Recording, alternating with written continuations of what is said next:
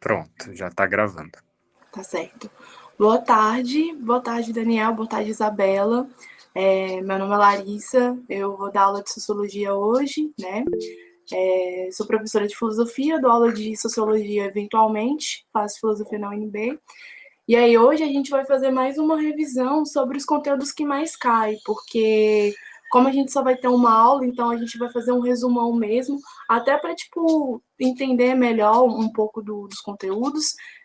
Tem um material disponibilizado em PDF para vocês, que é basicamente o que eu vou dar nessa aula hoje, com lista de exercícios também. Não sei se vai dar para fazer exercício hoje, mas tem exercício lá. Qualquer coisinha a gente está à disposição. Então, quando a gente começa a estudar sociologia, a gente precisa muito entender o seu conceito e o seu contexto histórico.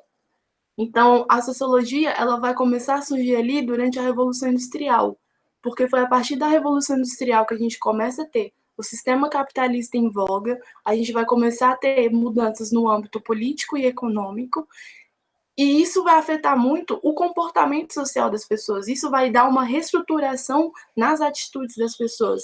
Então, a gente começa a perceber que as pessoas estão produzindo mais para consumir mais. E isso se vira num ciclo vicioso. E aí, alguns estudiosos, né, a gente vai falar especificamente do Comte, ele começa a perceber essas mudanças sociais, né, no comportamento.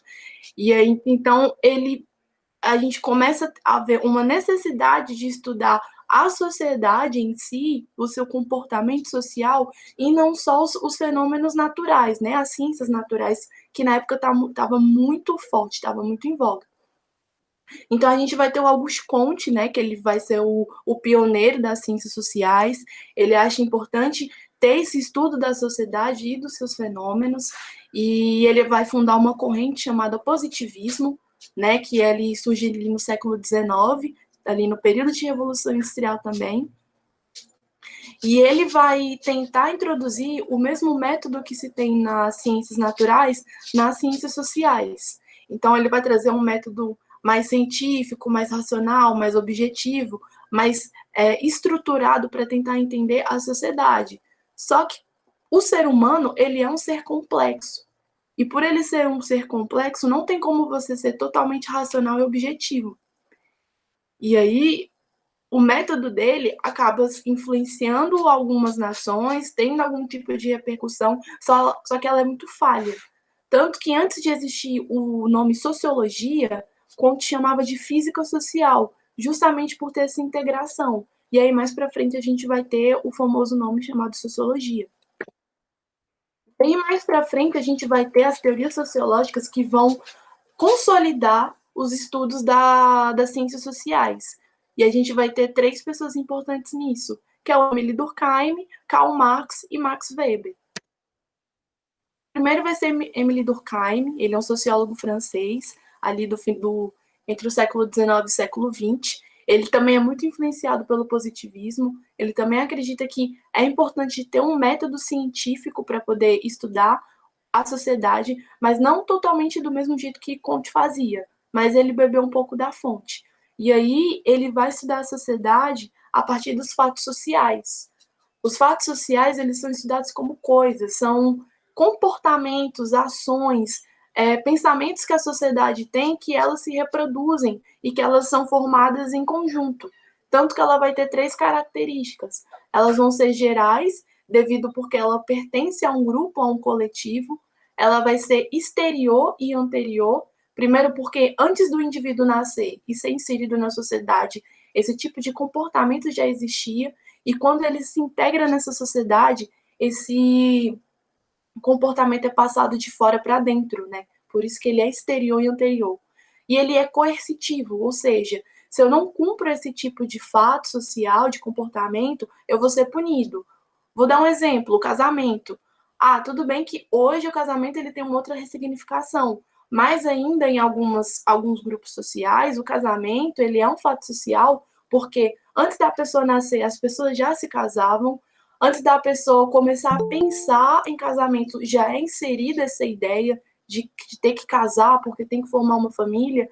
E a pessoa vai ser punida moralmente, principalmente a mulher. Ah, se você não casar, você vai ficar para titia, você não vai ter ninguém para cuidar. Isso é um tipo de coerção. E ele também vai estudar que a sociedade ela se destaca em duas categorias, que é a solidariedade mecânica e a solidariedade orgânica. A mecânica, ele vai fazer uma analogia com as sociedades primitivas, que principalmente as sociedades de aldeias, indígenas, coisas do tipo, que o indivíduo, ele faz parte de um todo. Existe uma coletividade ali. O indivíduo, ele é só um elemento daquele todo que é importante. Já a solidariedade orgânica já é um tipo de sociedade que é uma sociedade mais moderna. São as sociedades que também ele começa a perceber ali no período da Revolução Industrial, onde é uma sociedade mais mecanizada, que tem uma divisão social do trabalho, que a vontade do indivíduo sobressai a vontade do coletivo, ela faz parte, ela se sobressai literalmente sobre essa vontade do coletivo.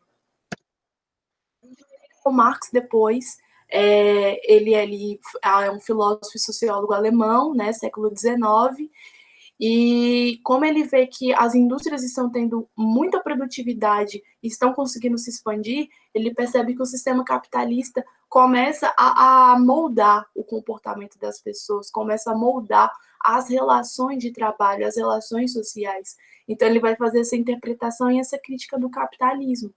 E aí ele começa a perceber que a partir dessa estrutura do capitalismo se tem um materialismo histórico dialético, que é o quê?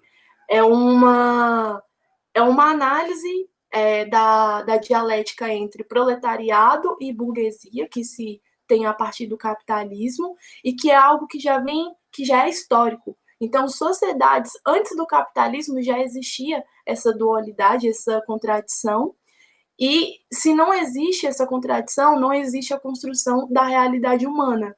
Então, é necessário, até certo ponto, ter essa dualidade entre burguesia e proletariado, mas não do jeito que é.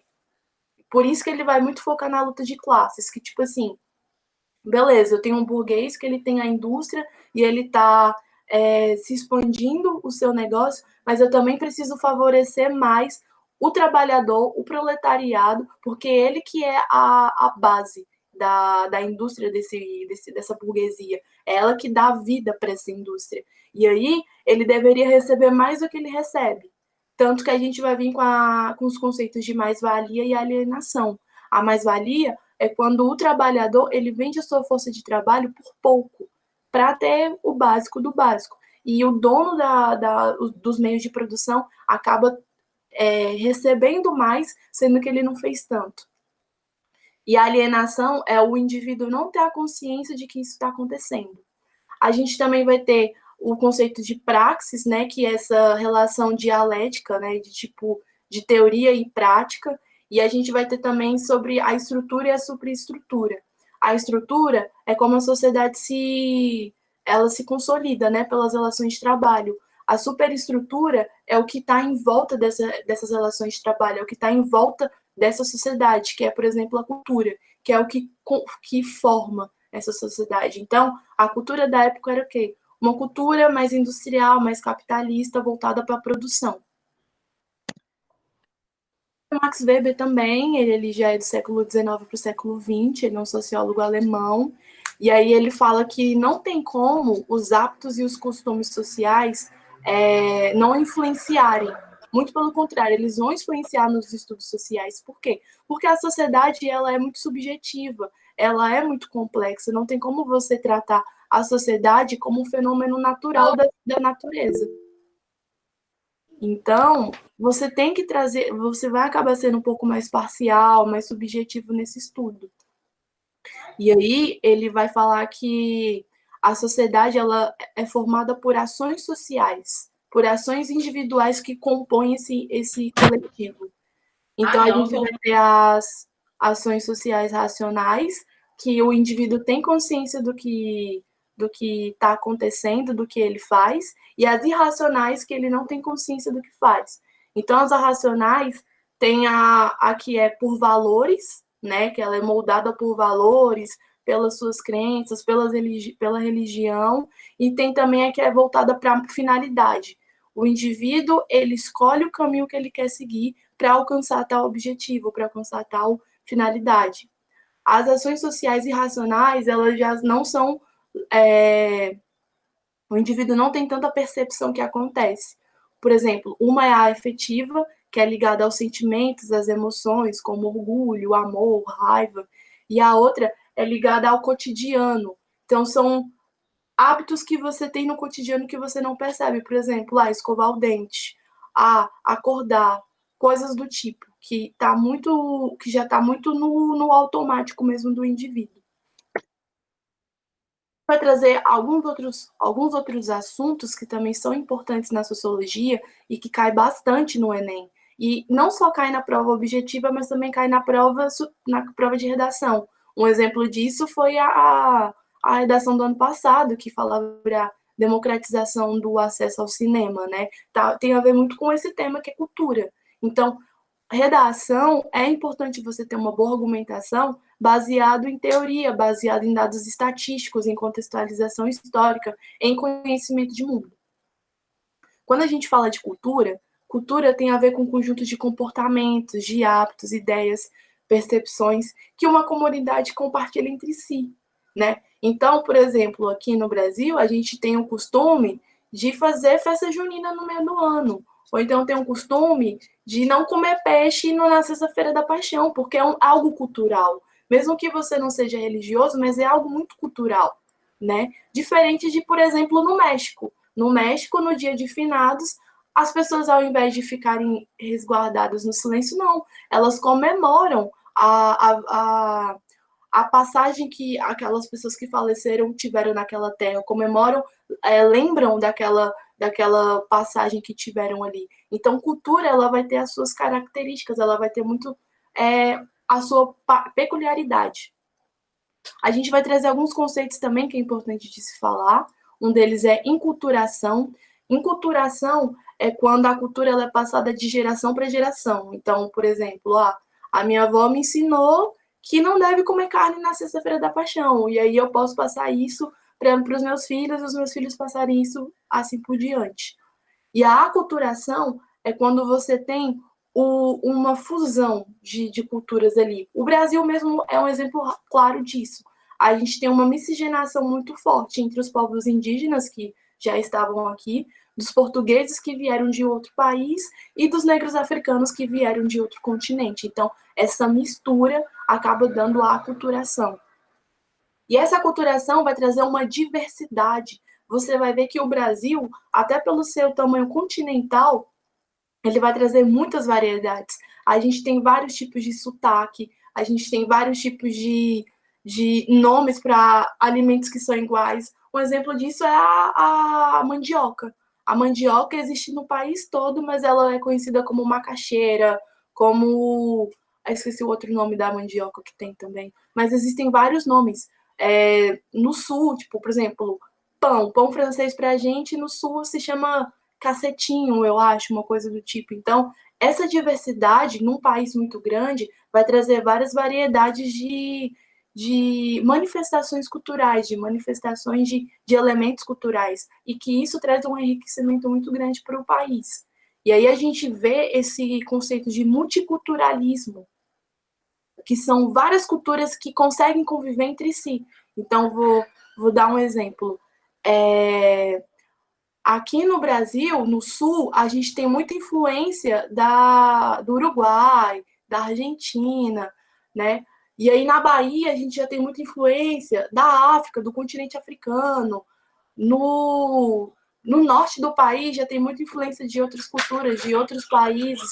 Então, a gente consegue perceber que existem várias culturas ali que conseguem conviver entre si, né? E conseguem conviver em harmonia. A gente vai ter também muita influência, sei lá, norte-americana, europeia, que consegue conviver em harmonia entre si. E essa diversidade e multiculturalidade vai trazer uma identidade cultural para o país. Então, tem coisas que só o Brasil tem e que em outros lugares não tem. Isso faz parte da sua identidade, do seu reconhecimento como nação através da sua cultura, através das suas manifestações. E aí, quando a gente percebe que existem manifestações, elas podem existir de várias formas, porque elas são consideradas patrimônios. Patrimônios quer dizer que a gente tem algo que deve ser valorizado, um objeto que deve ser valorizado. E ele vai ser tanto de uma forma material como imaterial. Patrimônio material é aquilo que a gente quer palpável, que a gente consegue tocar. Então, é monumento, é arquivo, é documento, é livro em biblioteca. Isso são patrimônios materiais. Patrimônios imateriais é tipo, por exemplo, dança, música, habilidade de fazer alguma coisa. São coisas que não são palpáveis em si. E quando a gente tem essa contextualização rápida sobre cultura e sobre os seus conceitos, a gente vai perceber que existe uma aversão dentro da cultura que é o etnocentrismo, é um tipo de preconceito. O etnocentrismo é quando uma cultura se julga superior à outra. Vamos pegar o nosso exemplo. Quando os portugueses vieram para o Brasil, eles se sentiram superiores aos indígenas, fazendo com que eles passassem por um processo de modificação cultural, eles não conseguiam entender e respeitar aquela igualdade, aquele tipo de cultura, achando que eles eram selvagens, e com os negros africanos também, né? Tipo, achar que eles não eram dignos, que eles não, enfim, coisas que a gente já sabe, e impor a cultura deles como melhor que a deles, né? Como se tivesse que ser aquilo porque aquilo ali fosse o padrão. Então, o etnocentrismo, ele vai contra todos esses conceitos que a gente falou, e é importante a gente tomar cuidado com isso. E aí, como que a gente combate o etnocentrismo? Através do relativismo cultural. O relativismo cultural é a tentativa de você não julgar a cultura do outro, a tentativa de você começar a respeitar e compreender a cultura do outro e tratar ela como igual, apesar da sua diferença de manifestação. Então, o relativismo cultural também está muito ligado à empatia, você ser empático, você ser respeitoso com aquela cultura. E isso é importante a gente sempre estar trazendo nos nossos discursos, nas nossas falas. Outro tema que cai bastante também é política e cidadania, né? A gente está imerso em política a todo momento, desde que a gente nasce, a gente já está sendo ingressado em um tipo de política. E política, o que ela é? É um tipo de organização social e que tem um estabelecimento de regras que a gente precisa seguir para viver em harmonia entre si. Então, por exemplo, a nossa Constituição está dentro da política, está dentro desse estabelecimento de regras para que todo mundo tenha seus direitos protegidos, garantidos, assegurados e, né, e tudo mais. Acho que eu ia repetir. E para que todo mundo viva bem, né? É claro que sempre vai ter as suas nuances, mas basicamente seria isso.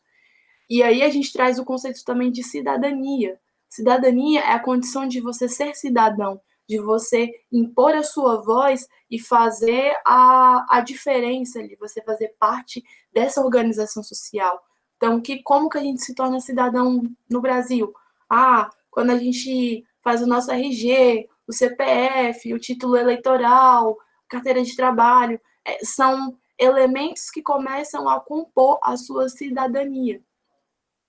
E a cidadania está muito ligada à sua democracia, né? Tipo, o sistema político que a gente vive hoje.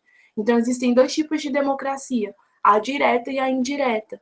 A direta é quando o próprio povo se representa, o próprio povo toma suas próprias decisões, como acontecia na Grécia Antiga, quando tinha a Ágora, né, que era uma praça pública, onde os próprios cidadãos atenienses iam lá e iam se representar e eles iam lutar pelos seus direitos. Já no Brasil, a gente tem a democracia indireta ou a representativa. A gente escolhe um indivíduo para representar aquele grupo e representar os valores, as condições daquele grupo, as demandas daquele grupo. E por a gente viver numa democracia, a gente tem o direito de voto. Por quê? Porque a democracia é basicamente o direito do povo, é o povo que está ali, não vou dizer que controla, mas que tem um tipo de fala para poder fazer mudanças ali no seu meio social. Um tema também muito legal que cai bastante no Enem é sobre os movimentos sociais. Os movimentos sociais vão ser essas ações coletivas que vão se manifestar a favor de uma causa que é injustiçada, que não está sendo ouvida, que não está tendo voz. Então, são grupos que têm uma identidade em comum entre si e começam a lutar pelos seus direitos, que não estão sendo garantidos. Então, eles vão ter essa característica de ser reivindicativos, muitos são políticos, muitos vão estar em relação à questão de classe, né, trabalhar essas relações de poder, relações de trabalho, e aí a gente vai ter grandes movimentos sociais que eles estão muito em voga, eles estão ganhando muita força no nosso contexto atual. Então, a gente tem o movimento social dos trabalhadores, a gente tem o MST, o movimento feminista que tem ganhado muita força também, o movimento negro, que ele está tendo um grande peso nas falas, né? Até pelo que a gente está vivendo. Ontem mesmo foi o Dia da Consciência Negra, a gente viu que aconteceu muitos fatos que acontecem o ano todo e não é novidade, mas o fato de ter acontecido o que aconteceu ontem no Dia da Consciência Negra pesa, e o movimento negro, com certeza, ele botou isso para frente, botou isso em pauta, mostrou para a população que, olha, tem esse problema aqui, a gente ainda sofre do racismo estrutural e a gente precisa mudar a situação. E a gente sempre está nessa luta diária. Os movimentos sociais sempre vão estar numa luta diária.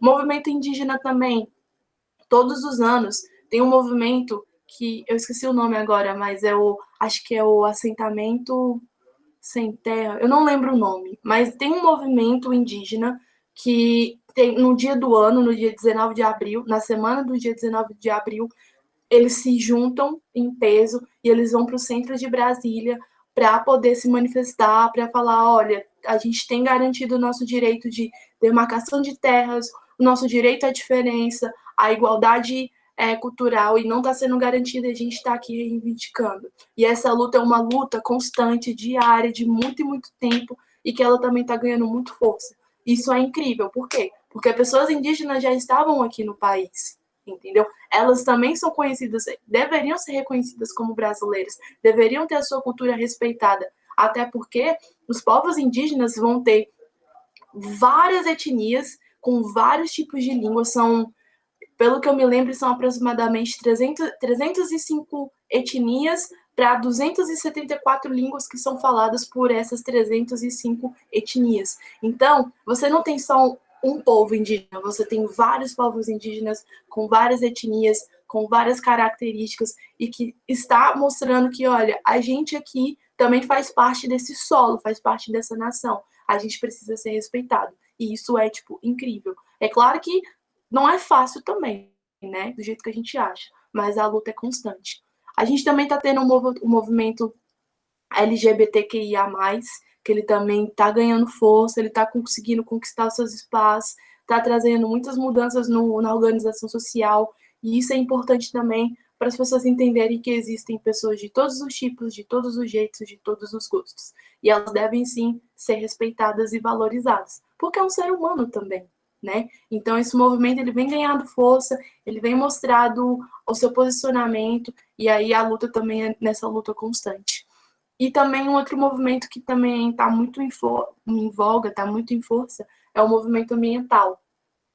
A gente está vendo as precariedades que estão rolando no nosso meio ambiente, a questão das queimadas, a questão do desmatamento, a demarcação de terras indígenas também envolve a questão ambiental, e a extinção da nossa flora e da nossa fauna, e o movimento ambiental também está crescendo muito, justamente para a gente garantir os recursos que a gente tem, não só por causa de um meio econômico, mas por meio cultural também.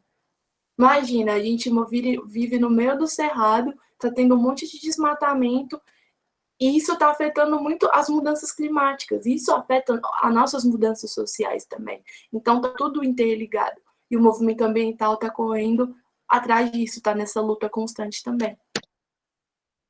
E o último conteúdo que eu tinha que trazer era sobre sociologia brasileira. Existem muitas produções sociológicas no âmbito nacional, né? E eles começaram a surgir ali na metade do século XIX, bem ali no período do Segundo Reinado, aproximadamente em 1865.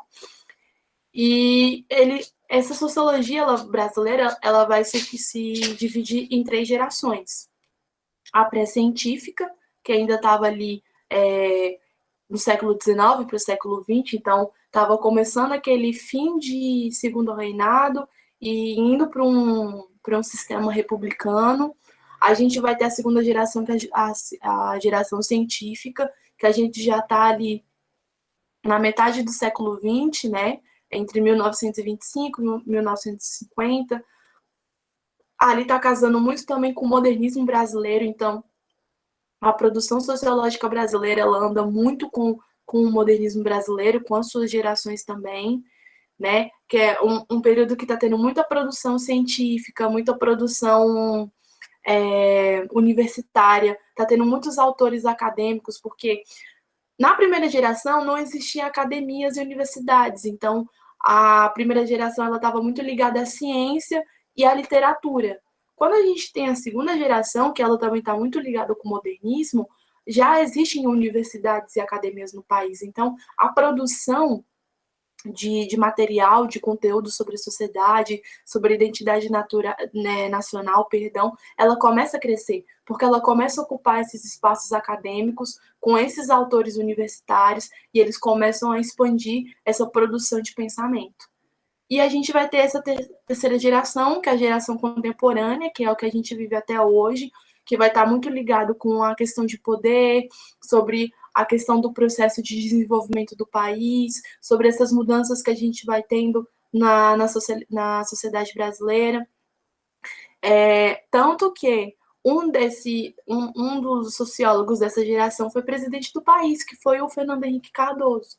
Né? Ele é sociólogo e filósofo, ele tem uma produção gigantesca, e eu acho válida também de se conhecer. Mesmo que você não concorde com o posicionamento dele, talvez é importante você conhecer o outro lado para entender como o outro lado pensa. Até para você formular o seu pensamento de crítica, de comparação, de analogia, de defesa, seja lá o que for, né? Então, o Gilberto Freire, tem alguns autores importantes, o Gilberto Freire, ele é ali da primeira geração, né? Tanto que ele vai falar alguns conceitos de democracia racial, ele tem o livro famosíssimo, que até cai no Enem também, que é Casa Grande Senzala. Quem puder ou ler uma resenha, ou ver algum vídeo sobre a Casa Grande Senzala é importante, porque ele vai trazer esse conceito de democracia racial muito forte.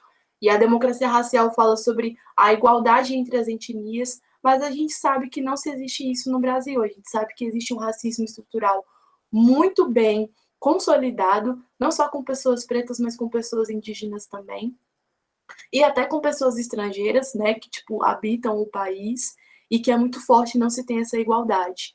A gente vai ter também Sérgio Buarque de Holanda, que é o pai do Chico Buarque, Caio Prado Júnior, Florestan Fernandes, o Darcy Ribeiro, que foi até um dos fundadores da Universidade de Brasília, que vão compor essa segunda geração, que é essa geração mais científica, mais voltada para a academia e para a universidade.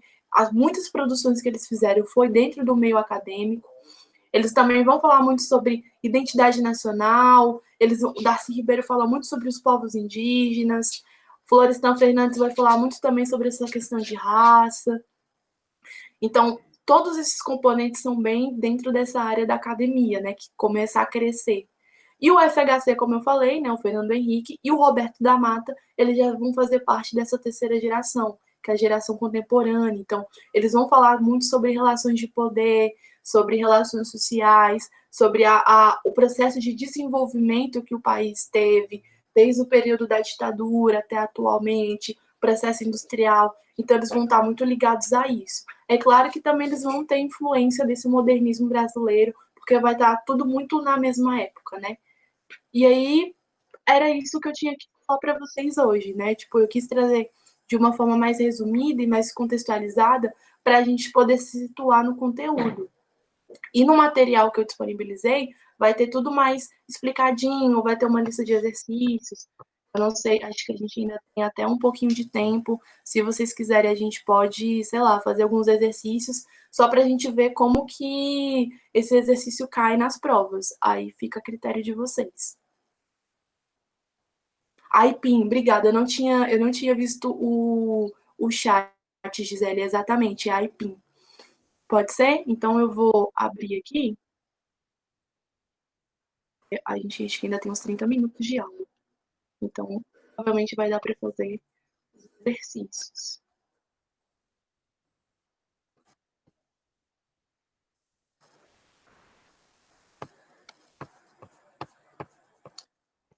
Eu não sei se vocês receberam, mas qualquer coisa pede para o Daniel, porque eu disponibilizei para o pessoal de lá, tá bom?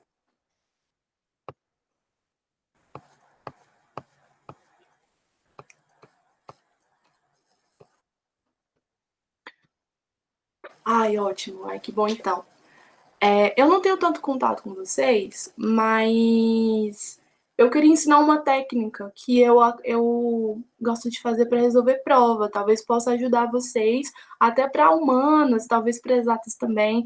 Mas é uma forma que dá certo, é uma forma de você conseguir acertar mais, né? Fica muito mais fácil de você acertar a questão e de você entender como que o conteúdo ele é colocado e na prova e também como que você identifica, tipo, o grau de dificuldade, é, qual é a melhor para chutar ou não. Não é legal de se chutar, mas a gente sabe que tem algumas questões que a gente vai ter que chutar. Então, eu vou explicar para vocês como que eu uso essa técnica. E aí, se vocês gostarem, tentem fazer em casa, se não, usem uma outra técnica. Até porque a prova do Enem é uma prova de resistência, então é uma prova cansativa, principalmente a do primeiro dia, que é Humanas e Linguagem, então é uma prova para cansar. Muita gente não tem a paciência de ler os textos, de tentar interpretar os textos, então, assim, vamos ver se dá certo, tá bom? Então, o que acontece?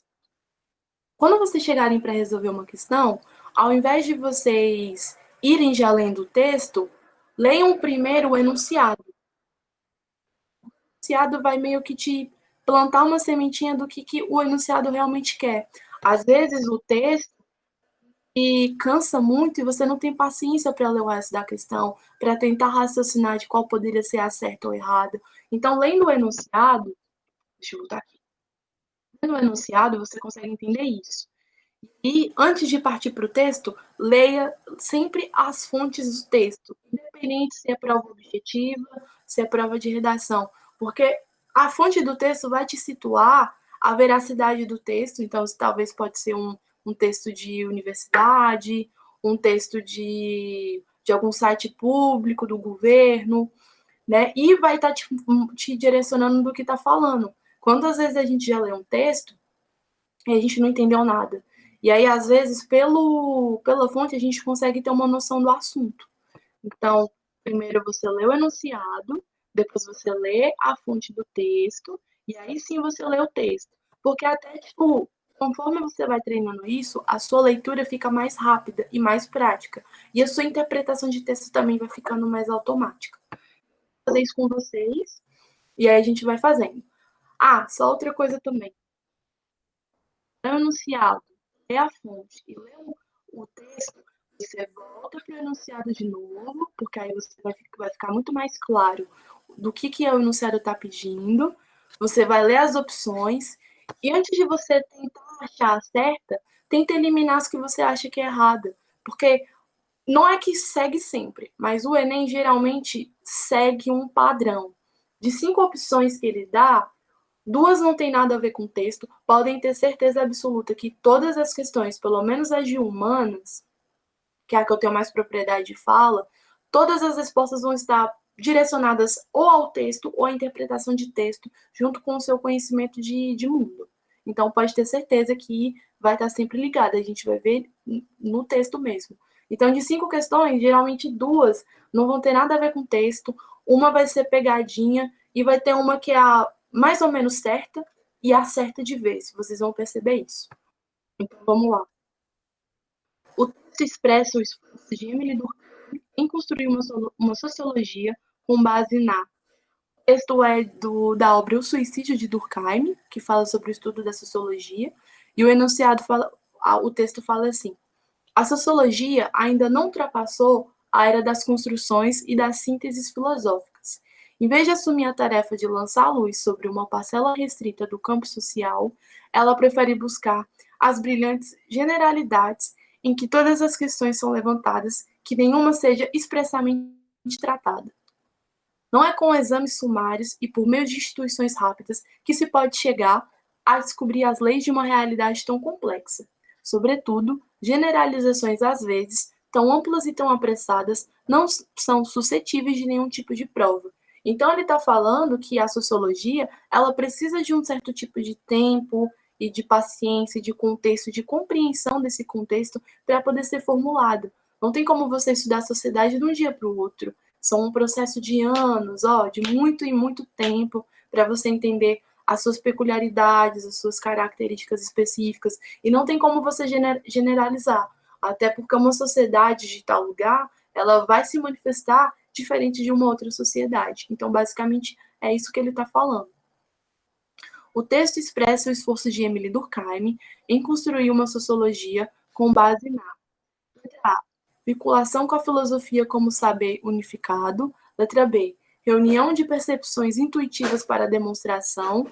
Letra C, formulação de hipóteses subjetivas sobre a vida social.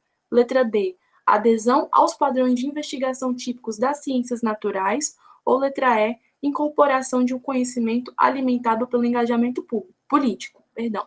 Aí agora a gente vai eliminar aquilo que a gente acha que não tem nada a ver, as mais erradas. Porque quando a gente elimina, fica muito mais fácil de achar a certa. E aí a gente está fazendo aqui de um jeito mais lento, pode parecer demorado, mas na hora da prova, com muita prática, eu sei que faltam menos de 2 meses para a prova, mas até lá, dá para praticar essa técnica, dá para aperfeiçoar e vocês vão perceber que dá para fazer essa questão tipo em 3 minutos. E é tipo bem rapidinho. Então, para vocês, quais que a gente já pode eliminar aqui?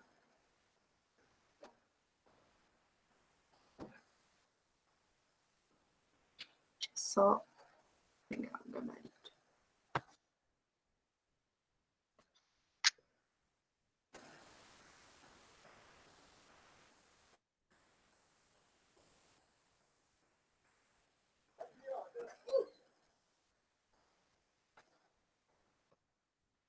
Letra B, reunião de percepções intuitivas para demonstração. Exato. Não tem como você ter uma intuição sobre algo, você precisa ter um método, ter todo um tipo de estudo para poder perceber como que aquela sociedade funciona, para perceber as suas nuances. Então, não é nada de percepção intuitiva. Tá vendo que essa questão não tem nada a ver com o texto? A gente já elimina fácil. Alguns que vocês acham? A Isabela falou letra A. Vinculação com a filosofia como saber unificado. Deixa só eu confirmar aqui porque eu não lembro. Tá errada também. A filosofia, ela serve como base tanto das ciências sociais como das ciências humanas. Então, a sociologia ela é muito mais do que uma ciência, ela é uma base para todo tipo de conhecimento.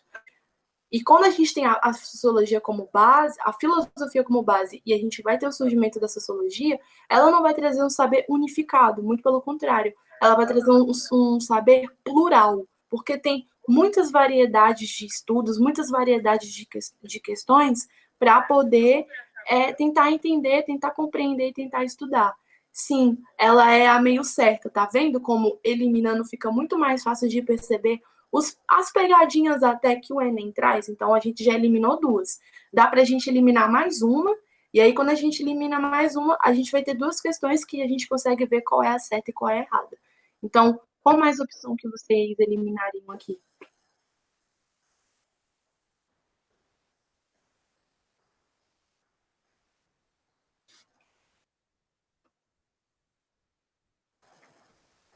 Letra E? A letra E. Incorporação de um conhecimento alimentado pelo engajamento político. Em nenhum momento o texto está falando de engajamento político, ele está falando que a sociologia ela precisa de um processo, ela precisa de um método para poder estudar a sociedade de acordo com suas características, não dá para você generalizar. Então, em nenhum momento ela falou sobre engajamento político. E aí acaba sobrando a letra C e a letra D. Conseguindo ver aqui ó, as questões? Sabe o que eu vou fazer? Que aqui eu consigo ver vocês, consigo questões, né? Porque é uma técnicazinha que eu uso em sala de aula. A gente vai resolver isso aqui agora. minuto, meninas. Agora foi. Ó, vocês conseguem ver?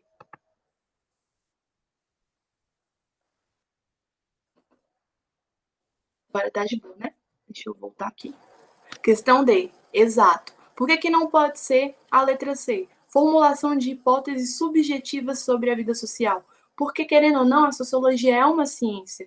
E ela não trabalha só com hipóteses. Se eu tenho uma hipótese, eu tenho que criar um método científico para essa hipótese, para eu provar a minha teoria, para ela se tornar uma teoria. Então, a C está errada, e aí a letra D está certa. Vocês conseguem compreender porque a letra D está certa? Tá tranquilo? Eu só... Ai, vou botar meu carregador aqui. Então, beleza. O que vocês acharam desse método? Vocês acham que fica bacana de continuar tentando? Vocês querem continuar de uma outra forma? Gostaram? Achei interessante. E eu queria comentar uma coisinha sobre a letra D. É que no texto ele busca métodos de investigar, né, as ciências naturais para Exato. poder achar soluções. Ele quer dizer que é, precisa de métodos de observação e de pesquisa para poder fazer esse estudo, como você disse, das peculiaridades das características especiais de outras características para poder estudar aquela sociedade, né? Então ele busca métodos, né? Exato, exatamente. A linha de raciocínio é essa mesmo, exatamente. Tanto que quando a gente está vendo um texto de Durkheim ele é muito influenciado pelo positivismo. E o positivismo vai falar exatamente isso que você falou, que buscam métodos científicos para poder entender o estudo social, os estudos sociais. Então, é isso aí. Se você conseguiu entender isso, nossa, eu já fico super feliz, porque você vai ver como vai ficar muito mais fácil de responder as questões de sociologia e como que, dependendo do tema de redação, você consegue usar esse argumento numa redação. Ó, fica incrível. Vamos lá. De acordo com o texto, o processo de demarcação das terras reivindicadas por esse povo enfrenta como dificuldade ou A. O texto é O Dilema das Fronteiras na Trajetória Guarani, é uma entrevista especial com Antônio Brant, e fala bem assim, ó. Os guaranis encontram-se hoje distribuídos pela Bolívia, Paraguai, Uruguai, Brasil e Argentina. A condição de guarani remete diretamente para a ideia de pertencimento e relações de parentesco. Daí, a importância da concepção de território como um espaço de comunicação. Eles têm parentes nos diversos países e seguem se visitando regularmente. Os guaranis seguem com noções e conceitos próprios de fronteira, uma ideia mais sociológica e ideológica, que inclui, exclui e define quem pertence e quem não pertence a determinado grupo social. Só uma dicasinha. Quem tiver acessível computador, internet, não seja lá por onde for,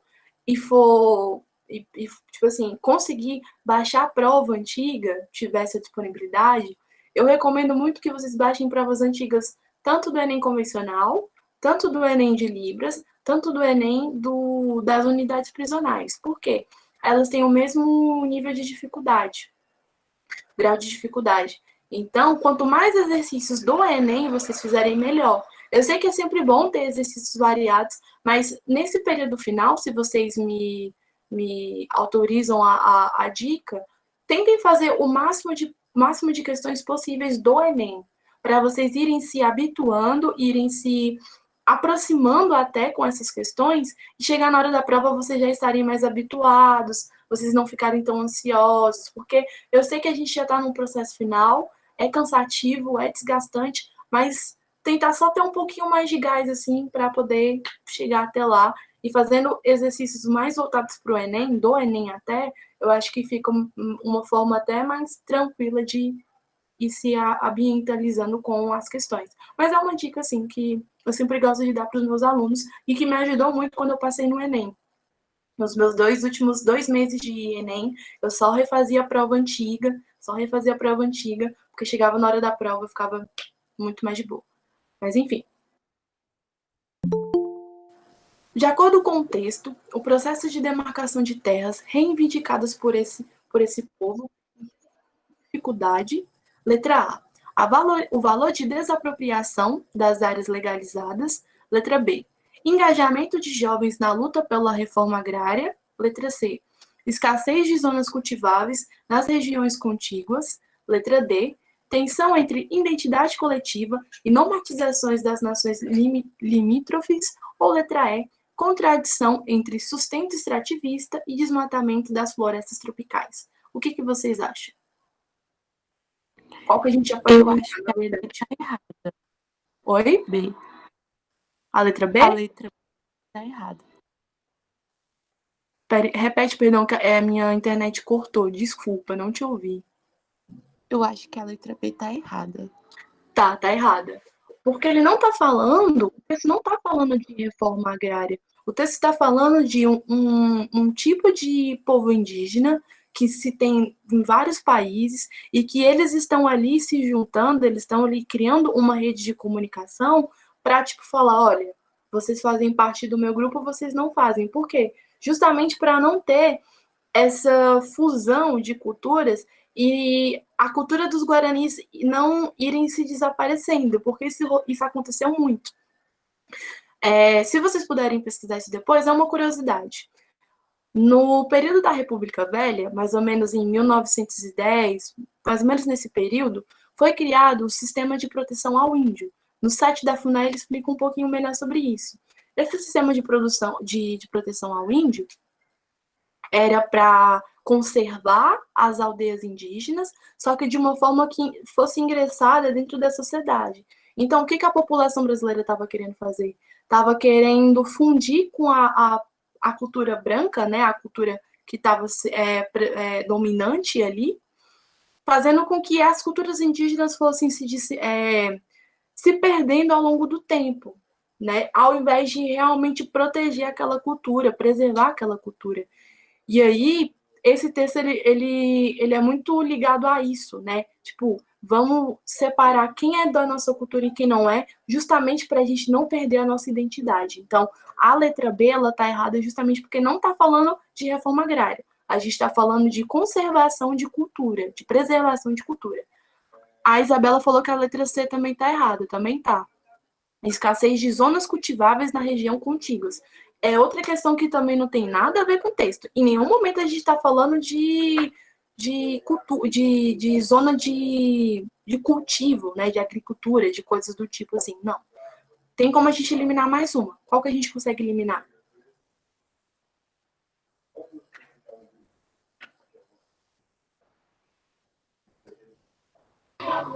Essa é aí?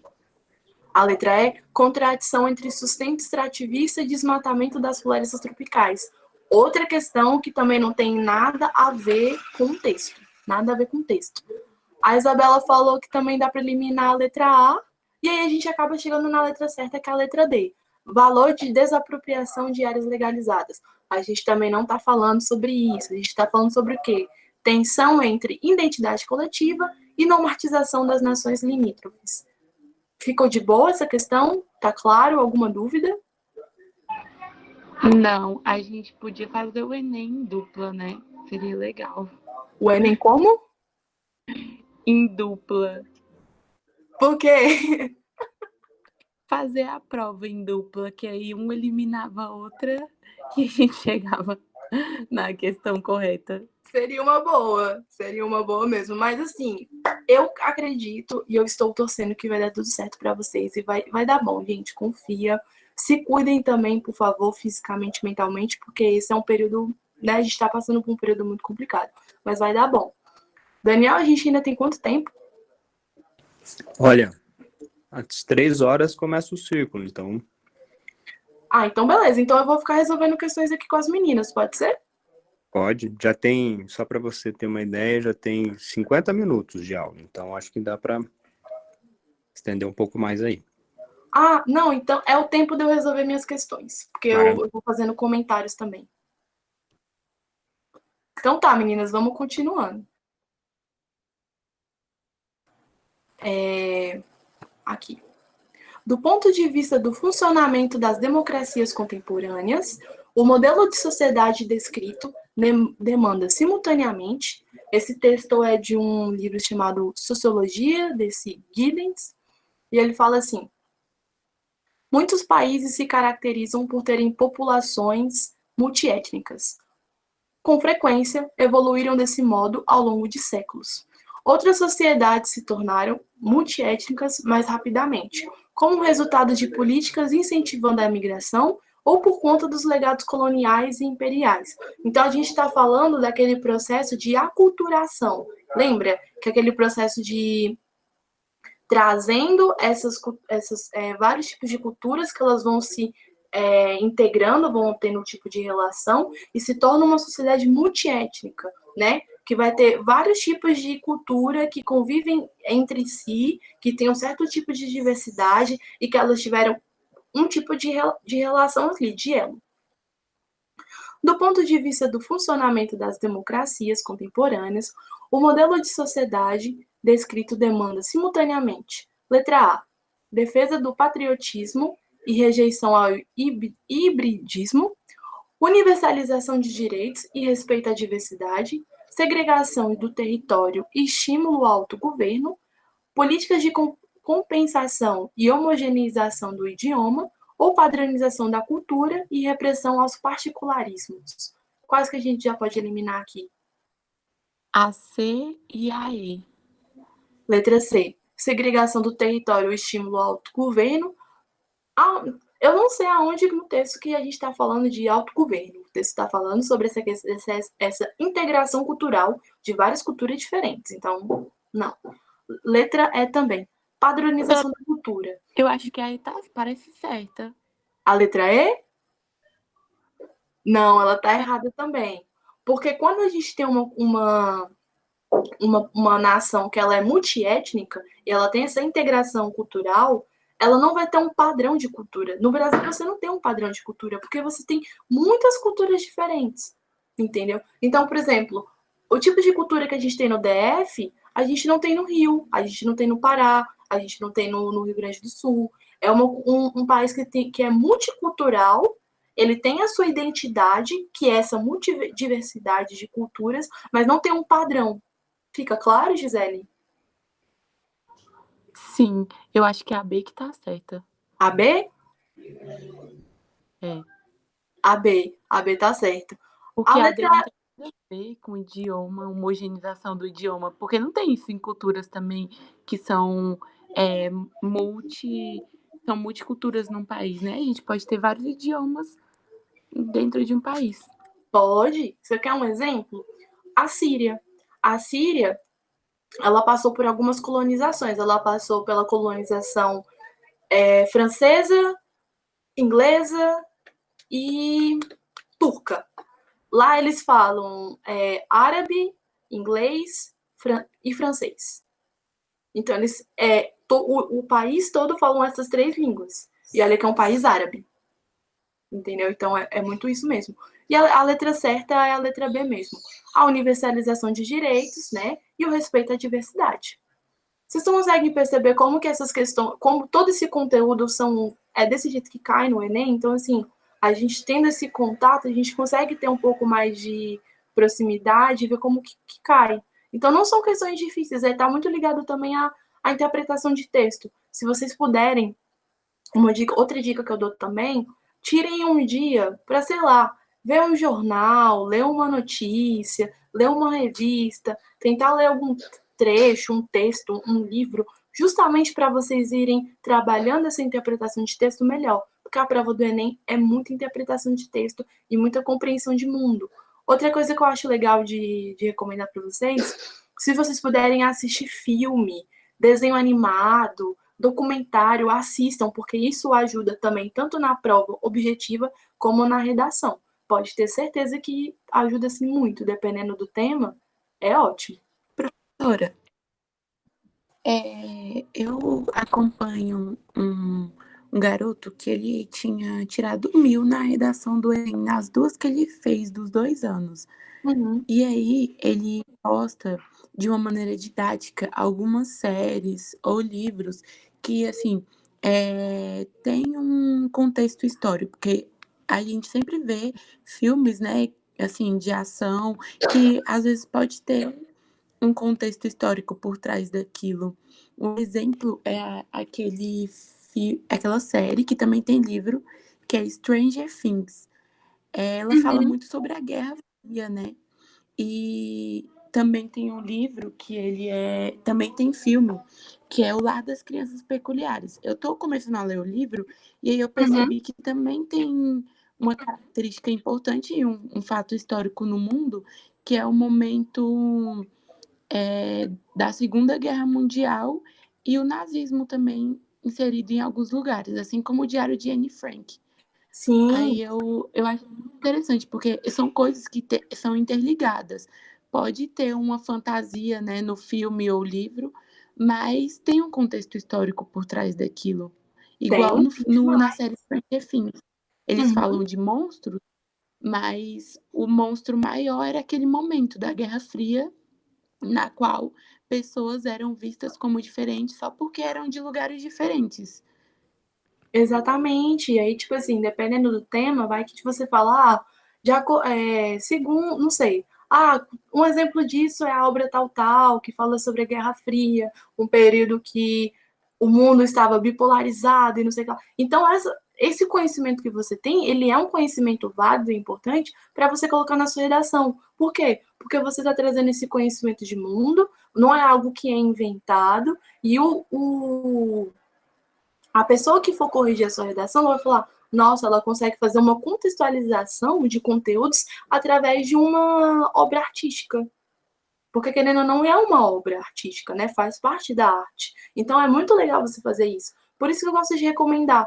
Até porque nessa fase final, às vezes você está muito desgastado, está muito cansado de ficar lendo. Às vezes é até bom para revisar, mas também quando você vê isso numa representação artística, acho que também fica até mais fácil de absorver. Porque foi como você falou, você está falando dessa série, eu confesso que ainda não assisti.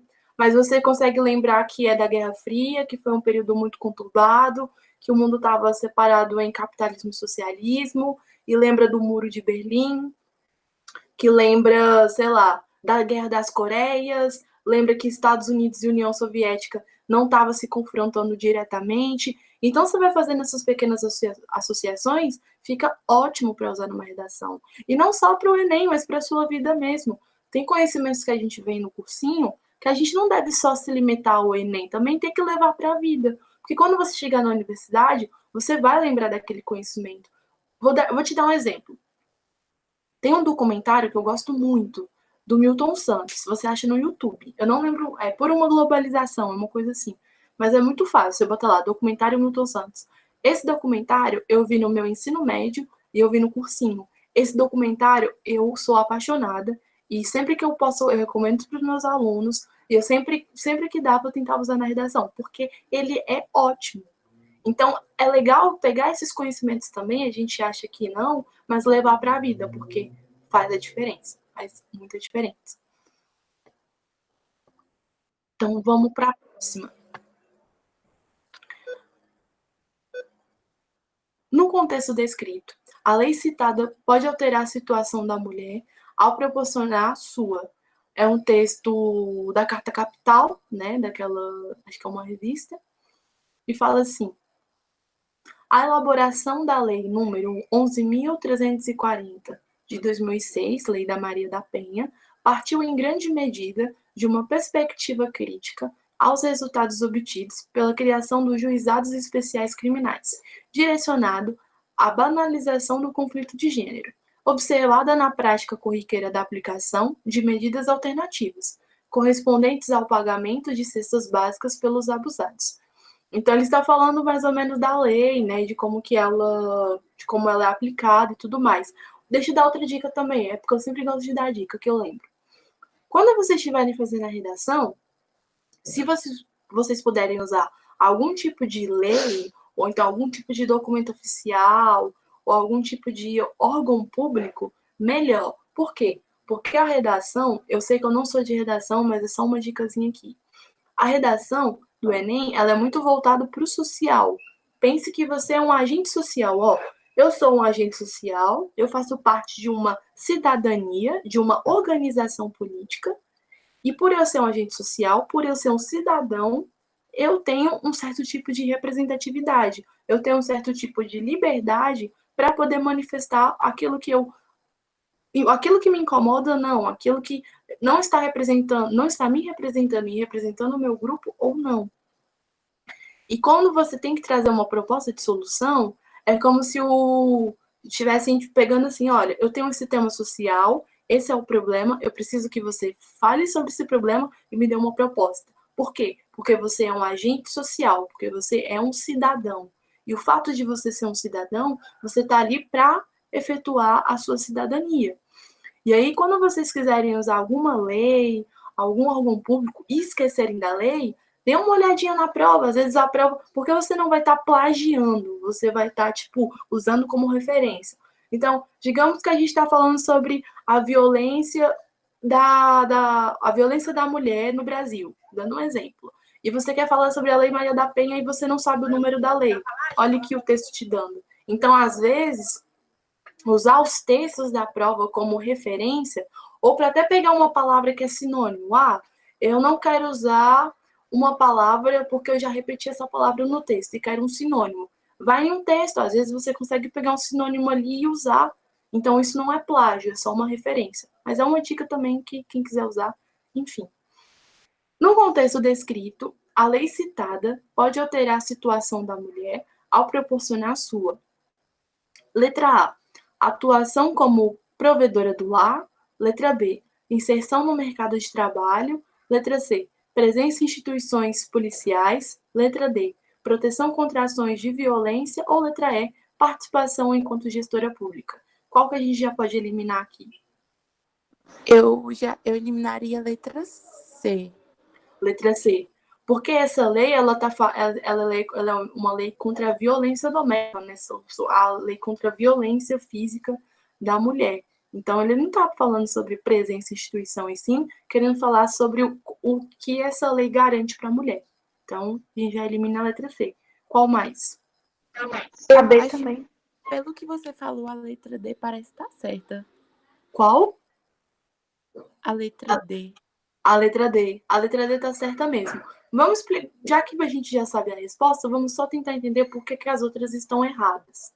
Letra A. Atuação como provedora do lar. Isso já é já é uma visão que a gente tem machista, né, da mulher e tudo mais, então, tipo, não está falando sobre isso. Letra B. Inserção no mercado de trabalho. Não, essa lei ela é muito mais voltada à questão da violência e não de inserção no mercado de trabalho, porque tem mulher que trabalha e ainda, querendo ou não, sofre violência doméstica. E a letra E, participação enquanto gestora pública. Mais uma vez, ele está falando sobre essa proteção contra as ações de violência e não sobre participação de gestora pública. Ficou claro para vocês, Gisele e Isabela? Alguma dúvida? Não? Então tá bom, vou continuar. Não. Beleza. Questão 5. O movimento social abordado justifica-se pela defesa do direito de. É um texto da Lilia Schwartz com Botelho. Cidadania é um projeto em construção. O texto fala assim: no Brasil, assim como em vários outros países, os modernos movimentos LGBT representam um desafio às formas de condenação e perseguição social contra desejos e comportamentos sexuais anticonvencionais associados à vergonha, imoralidade, pecado, degeneração e doença. Falar do movimento LGBT implica, portanto, chamar atenção para a sexualidade como fonte de estigmas, intolerância e opressão. Então, eles estão falando qual tipo de visão preconceituosa que se tem com o movimento LGBT e que esse tipo de visão preconceituosa deve ser chamada atenção e deve ser ter algum tipo de atitude. O movimento social abordado justifica-se pela defesa do direito de. Letra A. Organização sindical. Letra B. Participação partidária. Letra C. Manifestação religiosa. Letra D. Formação profissional. Ou letra E. Afirmação identitária. Quais que a gente já pode eliminar aqui?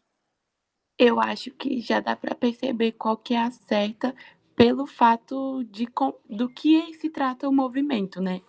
Quando a gente pensa o que é o movimento LGBT, eu Pode acho que falar, então. perceber que tá falando sobre identidade, né? Então, eu acho que eu colocaria a letra E. A letra E. Isabela, você concorda?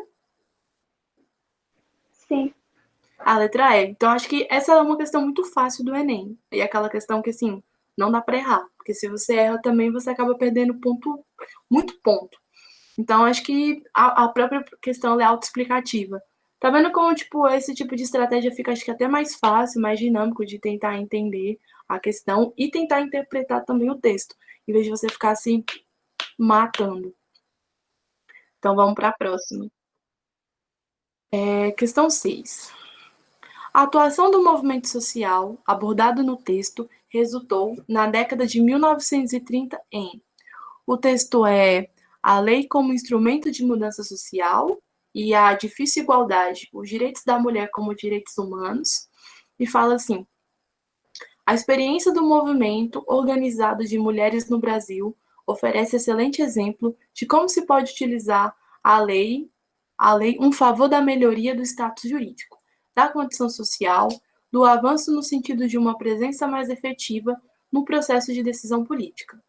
Ao longo de quase todo o século XX, com mais intensidade em algumas décadas do que em outras, as mulheres brasileiras conseguiram obter vitórias expressivas. Algumas vezes abolindo dispositivos legais discriminatórios, outros conseguindo aprovar novas leis. Então, eles estão falando que a partir do movimento feminista se teve muitas melhorias, se teve, a partir da lei, né, se teve muitas mudanças. É claro que ainda tem muitas coisas para se mudar, mas essas mudanças, elas são significativas, elas são expressivas e elas são o diferencial de muita coisa que a gente vive hoje. A atuação do movimento social abordado no texto resultou na década de 1930 em o direito do voto, letra B, garantia de cotas, letra C, acesso ao trabalho, letra D, organização partidária, ou letra E, igualdade de oportunidades. Vocês querem eliminar ou já querem falar a certa? Eu tô em dúvida entre duas. Qual? Então, eu estou em dúvida entre a letra D e a letra A, mas é E você, porque Isabela? Igualdade, né? Tá. E você? igualdade a gente não tem. É, Igualdade de oportunidades. essa letra E a gente já exclui, então. Vou deixar ela A já letra descartada. D e a letra A. E você, Eu Isabela? acho que é a letra A. Letra Eu acho que é a A? letra A. É a letra A. Por que não é a letra D? Gisele, perdão. Organização partidária, porque a gente não está falando de um partido em si, de uma parada política em si, mas a gente está falando na questão de um movimento. Tipo, a gente está usando, tipo, olha, o movimento conseguiu vitórias através da lei, que são vitórias significativas. E uma delas é o direito do voto. O direito do voto feminino, as mulheres conseguiram ali na era Vargas. As mulheres começaram a se manifestar, começaram a se juntar para poder fazer essa diferença. Então vai muito além do político também, é muito a ver com o social. Tipo, eu quero me representar, eu quero ter o direito de votar, de falar por mim, não ter que ser falada por outro. Fica claro? Sim, ficou claro. Massa. Vamos para a próxima. Tá bem de boas as questões, né? As questões de sociologia, elas não são tão difíceis, não. Elas são bem tranquilas. Às vezes é difícil saber o que é sociologia e filosofia, porque ou então, sei lá, sociologia ou história, porque fica tudo misturado às vezes, né?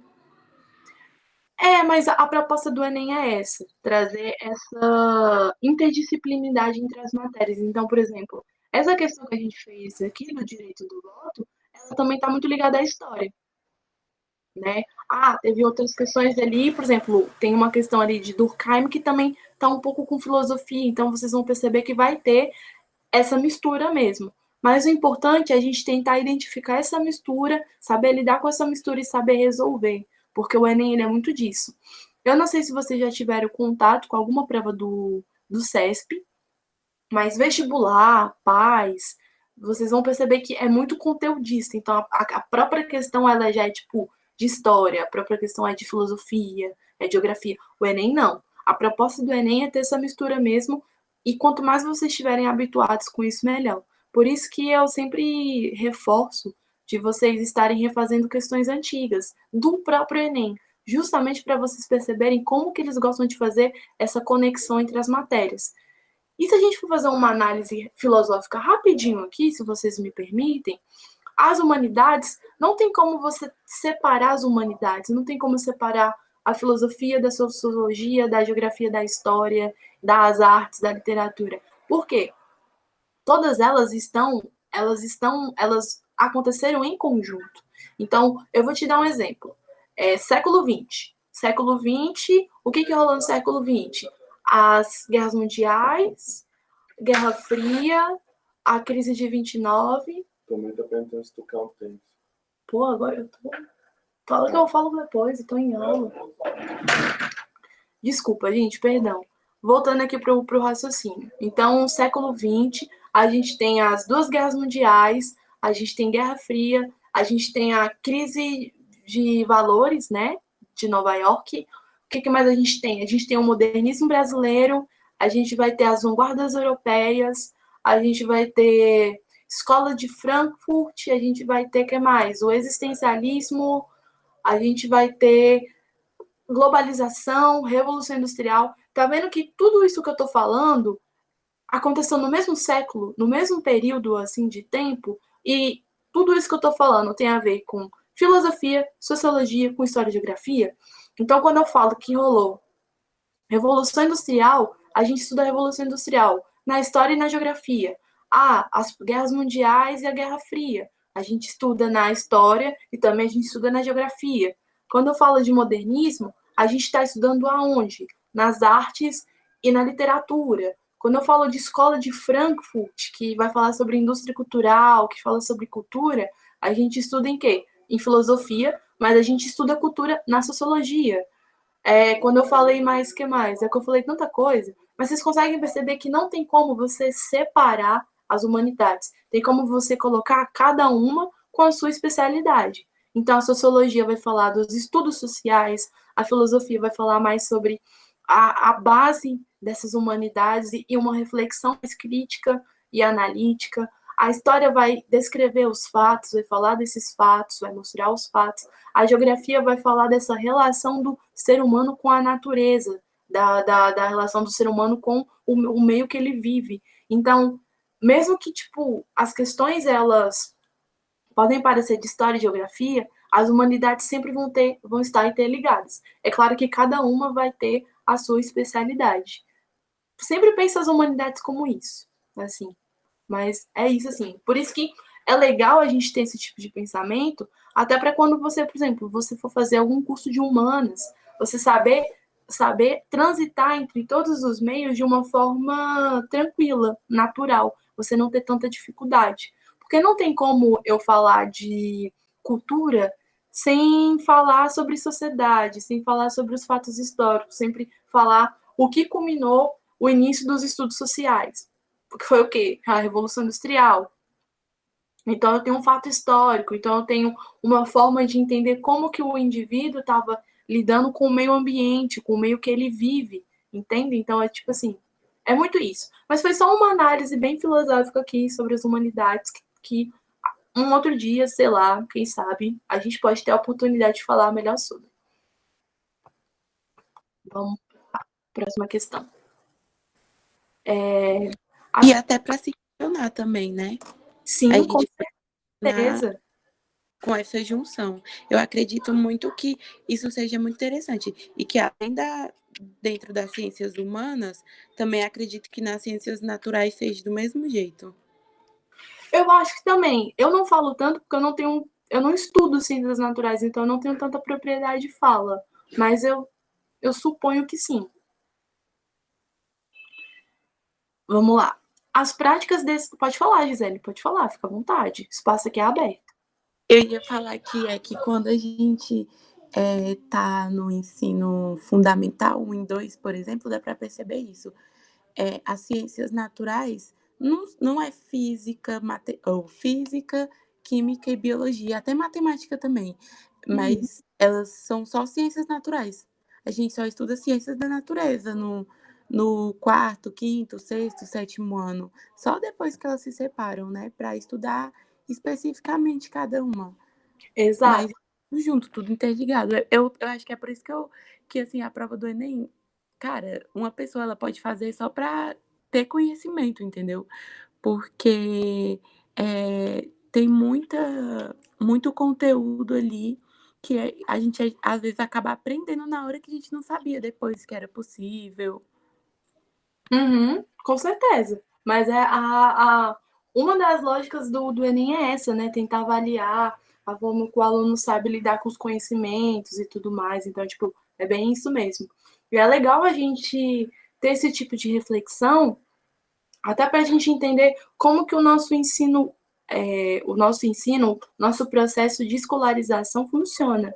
Será que ele é realmente efetivo? Será que o sistema educacional ele está seguindo bem com as suas diretrizes ou ele está sendo falho? Será que são poucas exceções que conseguem ter esse tipo de pensamento que a gente tem e não uma grande maioria?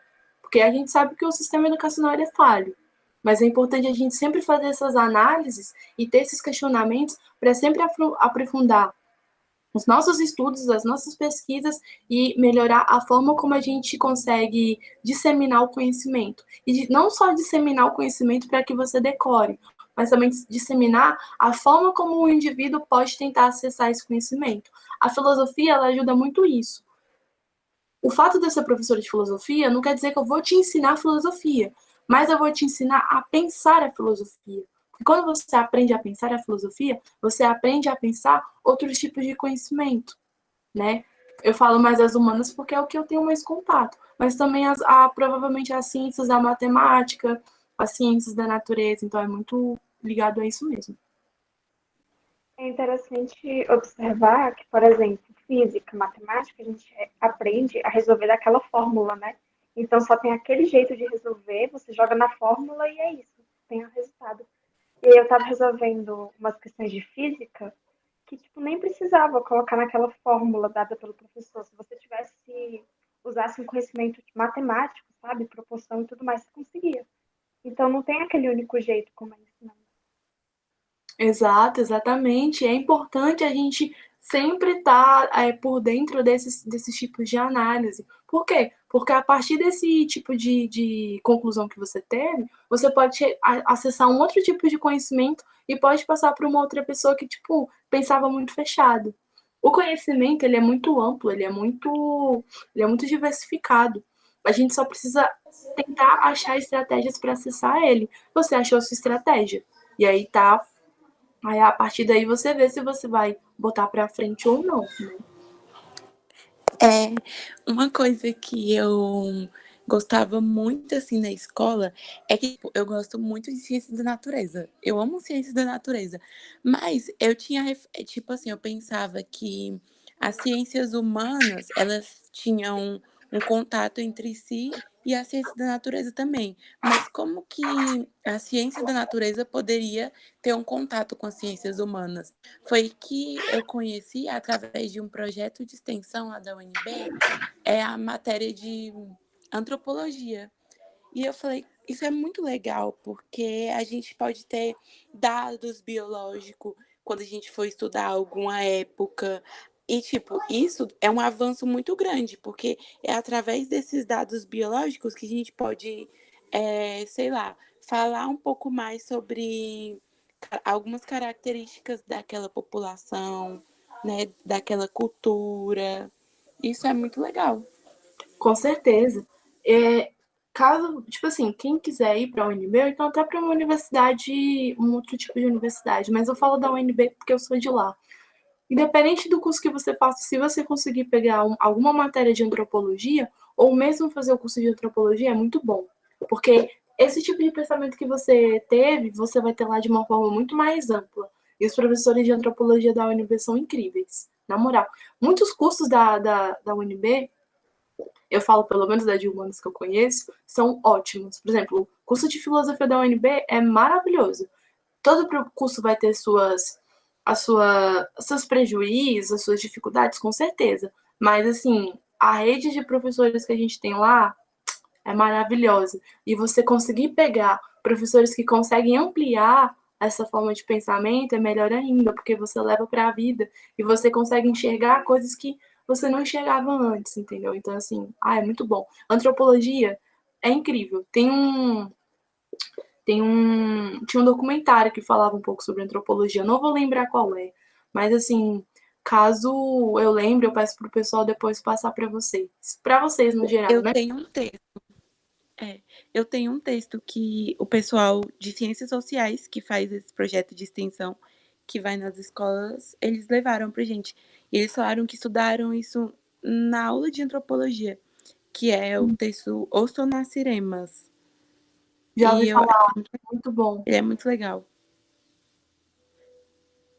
Nossa, é muito legal, tipo, você ter esse contato. Esses projetos de extensão que se tem com a UNB, com a galera, assim, de universidade é legal, até para fazer essa ponte, né? Porque, tipo assim, você não tá na universidade, mas qual ponte, qual laço que eu posso criar para quando eu chegar lá, eu não me sentir tão perdida, tão abandonada. Então, tipo, é ótimo.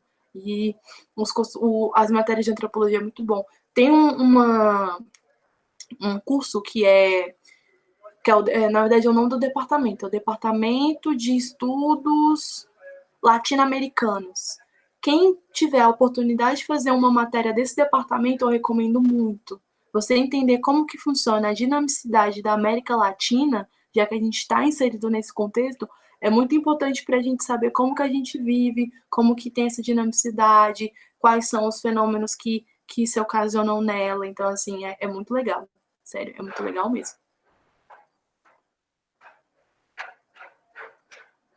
Vocês querem que eu faça mais uma? Acho que dá tempo de fazer mais uma questão. Sim. Então vamos lá. As práticas descritas no texto são incompatíveis com a dinâmica de uma sociedade laica e democrática, porque o texto é Cartografia Social de Terreiros no Rio de Janeiro e fala assim: a maior parte das agressões e manifestações discriminatórias contra as religiões de matrizes africanas ocorrem em locais públicos, 57%. É na rua, na via pública, que tiveram lugar mais de 2/3 das agressões, geralmente em locais próximos às casas de culto dessas religiões. O transporte público também é apontado como um local em que os adeptos das religiões de matrizes africanas são discriminados, geralmente quando se encontram paramentados por conta dos religiosos. Então, é um texto que está falando sobre essa intolerância religiosa, principalmente com as religiões de matrizes africanas, né? E aí, pegando um gancho, eu acho muito, muito louco como que, desculpa se alguém for cristão aqui, eu não estou julgando, só estou fazendo uma análise crítica mesmo. Quando se tem alguma coisa, algum atentado, alguma atitude brusca, né, discriminatória contra a religião cristã, muitos ficam sabendo, a mídia ela faz questão de divulgar. Quando se tem terreiros, quando você tem espaços que são de outros tipos de cultura, de religião, até se é passado, mas não com a mesma notoriedade. E isso é problemático, porque você vê que até dentro da mídia se tem um certo tipo de intolerância religiosa, de afastamento, você não dá um respeito a isso, né? Olha a nossa Câmara dos Deputados, a gente tem uma bancada evangélica, sendo que o nosso Estado é laico. Isso é problemático. Por quê? Porque o Estado, ele na Constituição fala que tem que garantir os locais tem que garantir e proteger os locais de culto, tem que garantir e respeitar as diferenças religiosas, mas o Estado é laico, então os órgãos públicos deveriam ser laicos também, mas eles estão dentro de uma moral cristã, né, dentro de valores cristãos, e isso é problemático, mas fica para uma reflexão para vocês aí. As práticas descritas no texto são incompatíveis. Sim, sim, com certeza. Já viu aqueles jornais sensacionalistas, sabe aquele tipo, como é que é o nome? Já. Eu Balanço sigo no Geral? Instagram. Isso, esses também. Todos esses assim, vocês vão perceber que eles usam muito, sei lá, o que sobre Deus, tipo, porque se Deus quiser, porque não sei o que lá. Esse Deus que se fala é muito voltado para o Deus cristão, né? Porque Deus pode ser um conceito muito universal. É Mas voltando verdade. Mas quando a gente fala sobre, é porque a polícia e Deus não vai permitir que os bandidos fiquem à solta e blá, blá, blá, blá, blá, a gente vê que essa mídia, ela vai fazer essa aproximação, Isabela, realmente, do público, para poder ficar nessa posição de contra, de afastamento. E é uma coisa até para agradar o próprio público, né? Porque, assim, se a gente vê alguns lugares em que esses jornais relatam, principalmente, por exemplo, sei lá, Balanço Geral, onde eles tentam, de alguma forma, ser engraçados e aí falar que tá a favor da população, mas, tipo, é a população que não tem conhecimento que eles estão a favor. Porque uma população que tem conhecimento e ciência das coisas, assim, pelo menos um pouco que acontece, não é a favor. É, e, e aí eles falam, né? Quando eles falam, os policiais e Deus não vão permitir esse tipo de coisa. Aí você vê uma pessoa assistindo o jornal e fala, é isso aí, ela concordando. É porque aquele jornal, ele procura alimentar essas pessoas. Porque sabem que essa população, né, a população é, mais pobre, que precisa trabalhar, precisa de algum. Assim, tipo, passa o dia todo trabalhando, entendeu? Para chegar no final do dia e assistir um jornal que simplesmente só satisfaz o que ela acredita, né? Eu vejo muito isso nesses jornais. E aí dá para perceber como que é uma coisa antiga a população precisar para amenizar o cansaço, o sofrimento, ou mesmo por medo se agarrar em alguma coisa, né? E o que está mais presente dentro da nossa sociedade é o cristianismo, né? Você não vê uma pessoa falar mal, alguma coisa assim, de alguma igreja, ela vai, sei lá, o povo vai acabar com ela, mas se você, por exemplo, chamar algum terreiro, falar que eles estão fazendo macumba e que isso é algo mal, eles vão concordar, vão falar que é verdade. Se você vê alguma manifestação religiosa que envolve religiões de matrizes africanas na rua, as pessoas assim cristãs vão começar a julgar, a falar coisas. Então dá para perceber como que isso é na nossa sociedade, né? Uma coisa antiga também. Com certeza, com certeza. E é legal você ter feito esse comentário, essa observação, porque quando você falou assim, porque a galera passa o dia todo trabalhando, é mais pobre, fica cansada e só quer descansar, olha como a nossa construção sociohistórica e cultural, ela é voltada dentro de um sistema capitalista, só que de um sistema capitalista adaptado às nossas condições sociais, de forma que não se dá ao indivíduo, independente da classe social dele, o acesso ao conhecimento de forma universal e igualitária. Então, quem tem grana realmente vai ter muito mais contato, vai ter muito mais acesso, vai saber discernir o que é certo e errado, e o posicionamento acaba sendo mais efetivo. Se ele quiser ir contra, não estou falando que o fato da galera que tem mais grana e tem mais acesso é mais boazinha, mais good vibes, não, muito pelo contrário.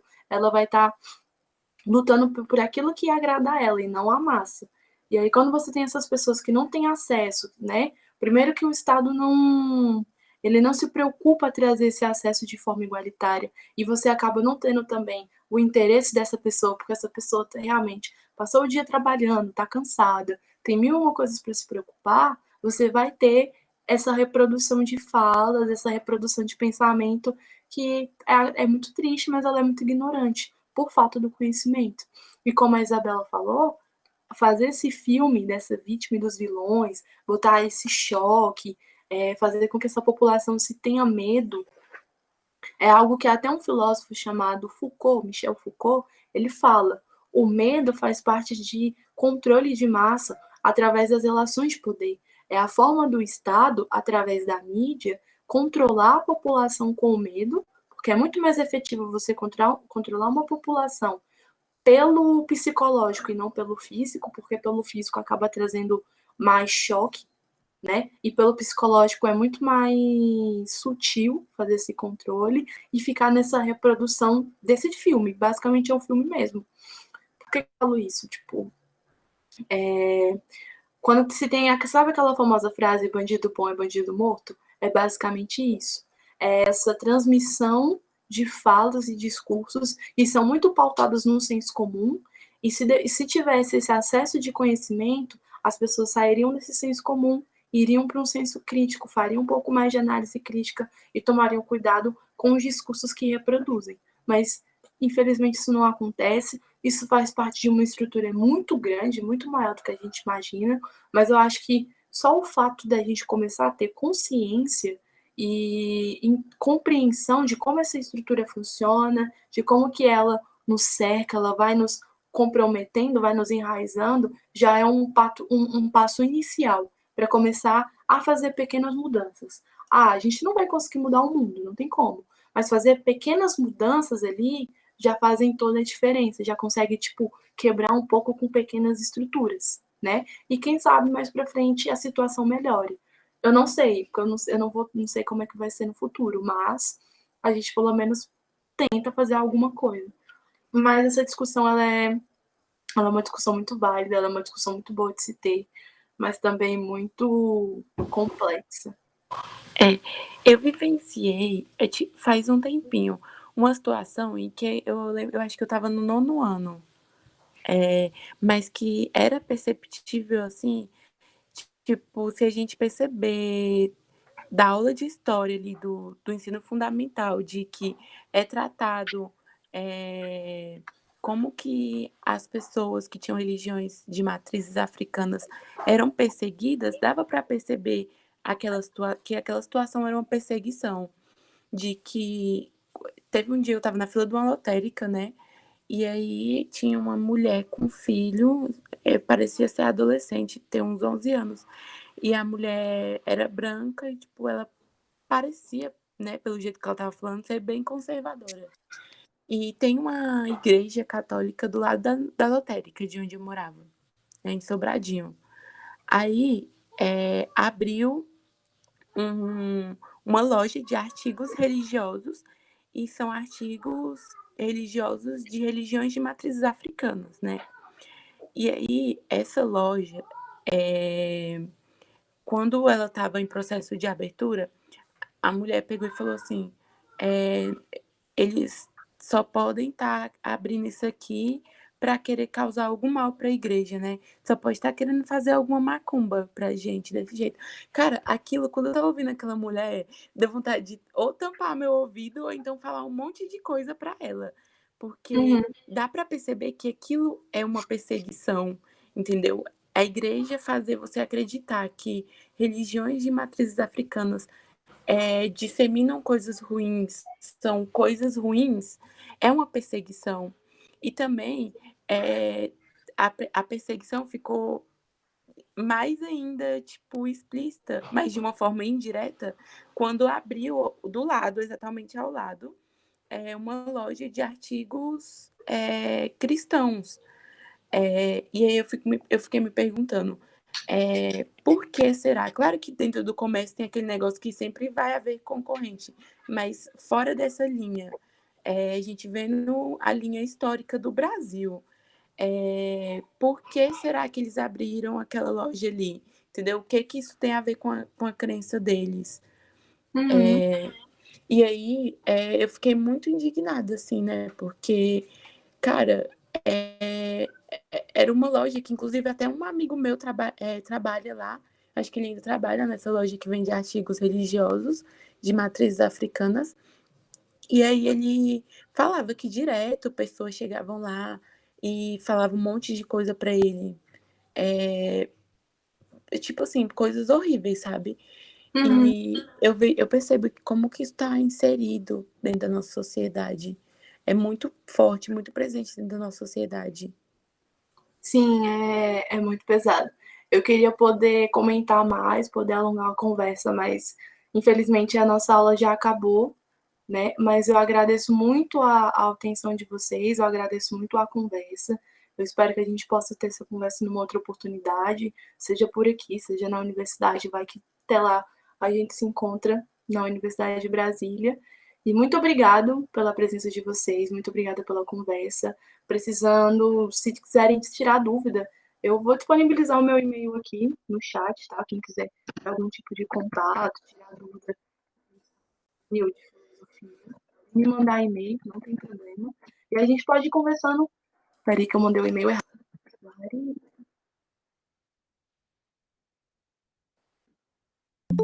Agora foi certo. O segundo tá certo. Então, quiserem me mandar e-mail, pode mandar. Eu vou estar à disposição para ajudar vocês. E a gente pode tentar conversar por lá, tentar uma reunião, algo do tipo. Gente, muito obrigada. Um bom final de semana, uma boa tarde, um bom ciclo também. E é isso. Obrigada, Daniel, pelo momento, pelo espaço de fala. Valeu, Larissa. Ótima aula, ótimo debate também. E até a próxima aula. E agora a gente vai ter o ciclo. A Bruna já até conectou aqui. Vou encerrar essa gravação, tá, pessoal? E daqui a pouco a gente começa a gravação do ciclo.